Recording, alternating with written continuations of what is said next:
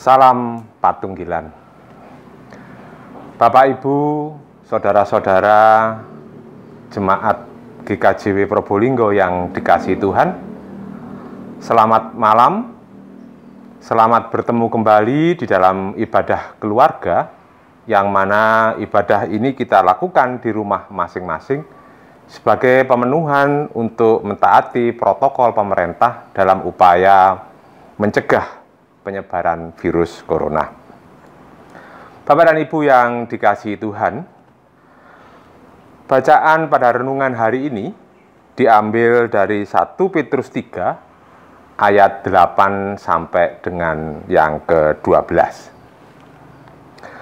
Bapak dan Ibu yang dikasihi Tuhan, adalah lumrah apabila setiap orang dalam hidupnya ingin mendapatkan kasih, ingin disayangi, dan di sisi lain adalah wajar apabila orang hidup di dunia ini juga ingin mendapatkan kedamaian.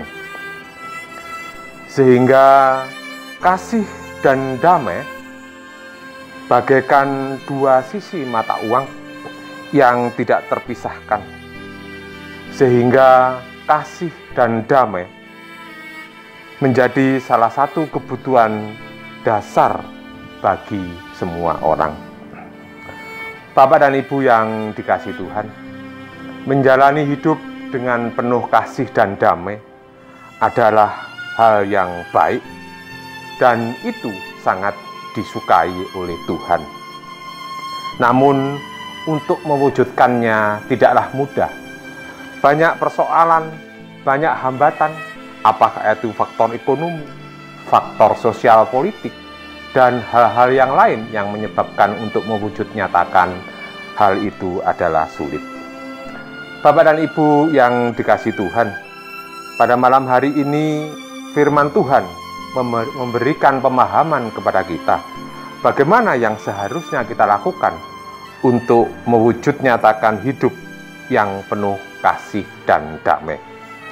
Ada 3 hal yang disampaikan oleh Rasul Petrus untuk mewujudkan hal itu. Yang pertama adalah menjaga kesatuan dalam persekutuan. Bapak dan Ibu yang dikasihi Tuhan, kita tentunya bersyukur sebagai orang Kristen memiliki persekutuan yang disebut gereja. Dan untuk menjaga persekutuan itu adalah kebutuhan yang sangat mendasar. Bapak dan Ibu yang dikasihi Tuhan, persekutuan yang disebut gereja dan keutuhan kesatuan harus kita jaga dengan cara seia sekata, seperasaan, saling mengasihi, menyayangi, dan tidak membalas kejahatan dengan kejahatan.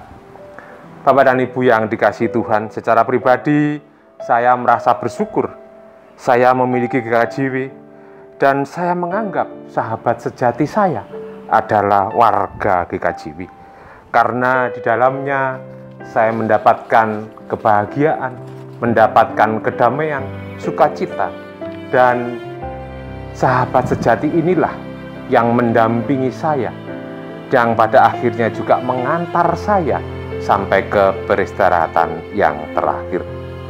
Oleh karena itu, Bapak dan Ibu, mempertahankan persekutuan adalah hal yang utama. Yang kedua, nasihat Rasul Petrus adalah mencegah dan meminimalkan hal-hal yang dapat merusak persekutuan.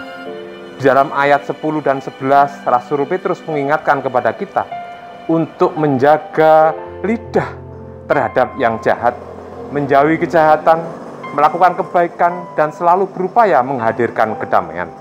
Kejahatan apapun bentuknya itu akan merusak persekutuan.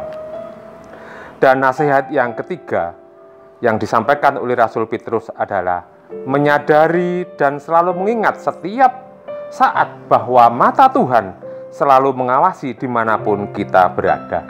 Dengan kesadaran ini, maka kita selalu berupaya untuk tidak berbuat jahat. Dengan ketiga hal itulah persekutuan dapat dipertahankan.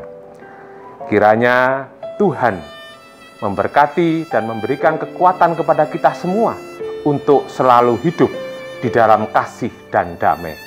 Amin.